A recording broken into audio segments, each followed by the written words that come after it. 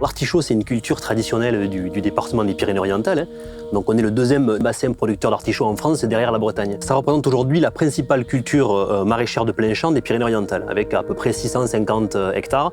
Et c'est devenu une culture vraiment phare du département. On a créé un réseau de producteurs, des producteurs qui se sont engagés depuis 2012 à faire évoluer leurs pratiques. Alors on a travaillé différents axes d'évolution, et notamment l'introduction de nouvelles techniques. J'ai intégré la sous-groupe Ecophyto. C'est intéressant pour nous de pouvoir partager entre agriculteurs, savoir les avancées, parce que les jeunes souvent mettent en pratique des choses.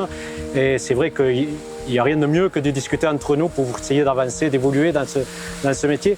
Et pour essayer d'avoir aussi d'un côté l'appui des techniciens, pour être bien suivi, parce que c'est assez pointu de se lancer dans ce genre d'opération. En bio, on avait peur d'avoir des problèmes de ravageurs, donc on avait des problèmes d'apions et de beaucoup de maladies. Donc on s'est dit, bon là, on sera mieux. Les nouvelles techniques qu'on va voir chez Jacques Gault, qui est un producteur qui est rentré récemment dans le groupe, mais qui a vite évolué, c'est la mise en place d'artichauts en irrigation en goutte à goutte, contrairement à l'artichaut traditionnel qui est arrosé en gravitaire, et c'est la mise en place d'artichauts sur du paillage biodégradable.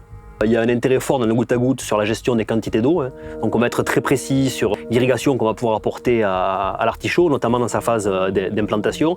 Et il y a aussi un effet secondaire qui va être le fait de ne plus provoquer d'humidité et d'excès d'humidité au niveau du bas de l'artichaut lorsqu'il est planté. Donc il va y avoir moins de pression oïdium et mildiou et potentiellement donc moins de traitement également fongicide. Nous, sur l'exploitation, on est passé de 5 hectares à 18 hectares. Je n'aurais jamais pu le faire si j'avais continué à arroser à l'arrêt. Ça demande beaucoup de main-d'œuvre, d'heures d'arrosage.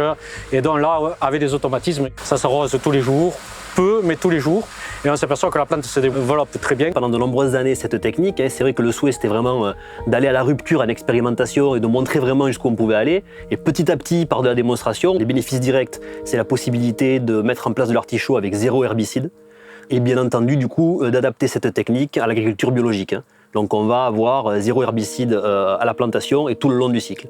Bon, c'est bien de faire voir qu'on arrive quand même à produire de l'artichaut sans désherbant et avec le minimum d'intrants.